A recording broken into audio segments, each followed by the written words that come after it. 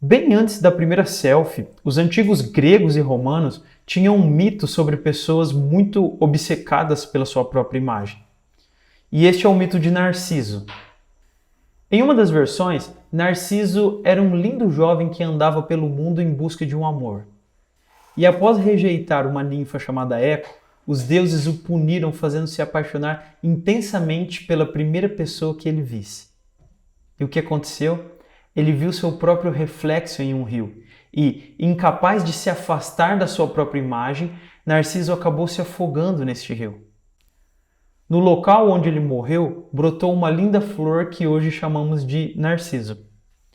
O mito capta a ideia básica do que é narcisismo, que é uma forma de egocentrismo exacerbado e normalmente muito nocivo às pessoas. Mas não é apenas um tipo de personalidade mostrada nos consultórios psicológicos. Trata-se de um conjunto de características estudadas por psicólogos há muito tempo. A definição psicológica de narcisismo é uma autoimagem inflada e grandiosa de si mesmo. Em maior ou menor grau, os narcisistas se acham mais bonitos, mais inteligentes e mais importantes que as outras pessoas, e acham que merecem um tratamento especial por causa disso. Como um traço de personalidade, os psicólogos reconhecem duas formas de narcisismo. A primeira, o narcisismo grandioso, e a segunda, o narcisismo vulnerável. Também tem o transtorno de personalidade narcisista, que é um caso bem extremo, sobre o qual nós vamos falar daqui a pouco. O narcisismo grandioso, ele é o mais comum e se caracteriza pela extroversão, pela dominação e por uma excessiva busca de atenção das outras pessoas. Os narcisistas grandiosos buscam atenção e poder, às vezes na condição de políticos, celebridades ou até lideranças culturais.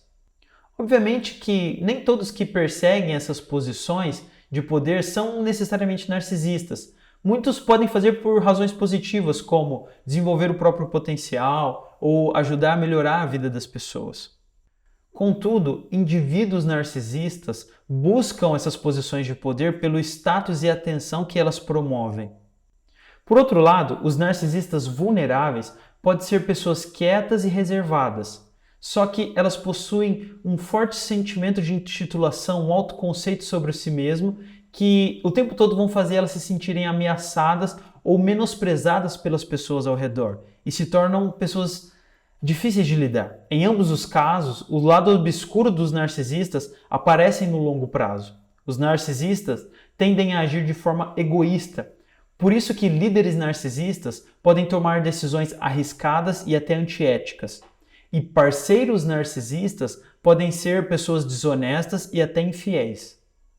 Quando a visão idílica de si mesmo é posta em xeque, eles podem se tornar pessoas ressentidas e agressivas, porque é como uma doença na qual os pacientes se sentem muito bem, mas as pessoas ao seu redor sofrem muito.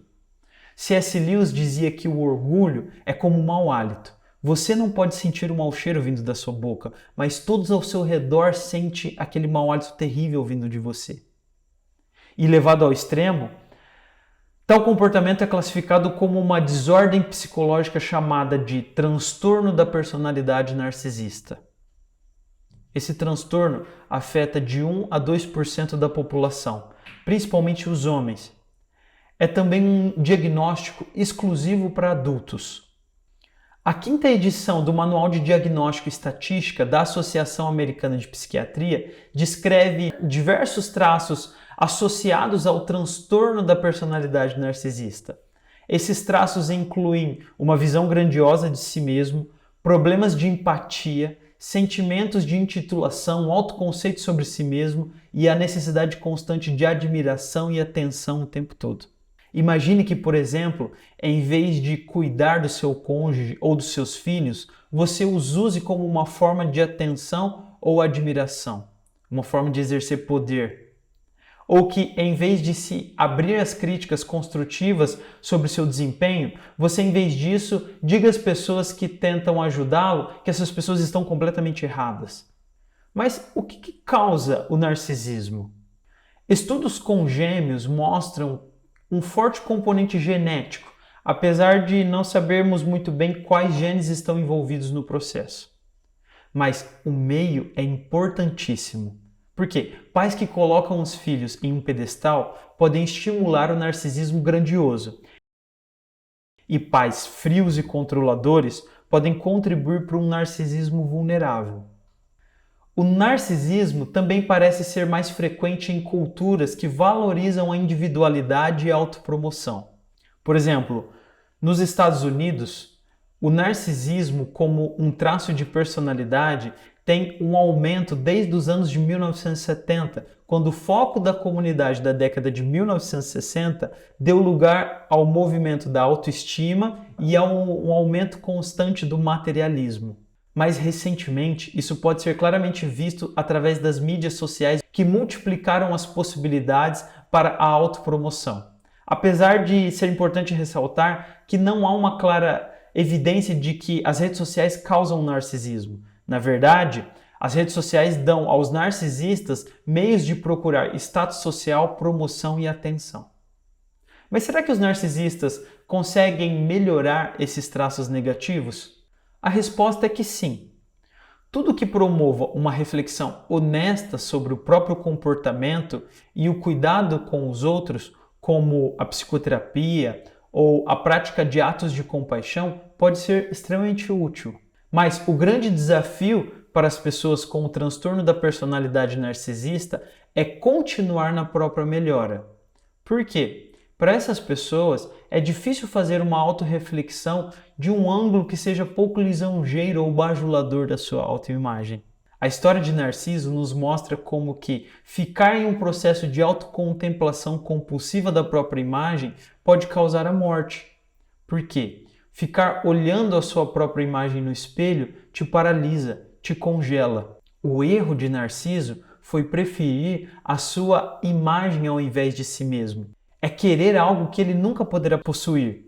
E é por isso que causa tanto sofrimento essa posição.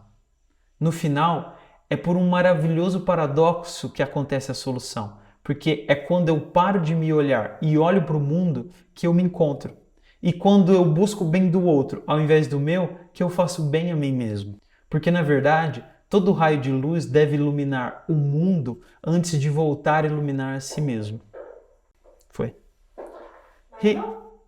Não, tá bom. Hillary, você me acha um cara narcisista? Não, Seja honesta. eu conheço uma pessoa narcisista. Fofoca de bastidor. Ok. Eu sou narcisista em questão de beleza.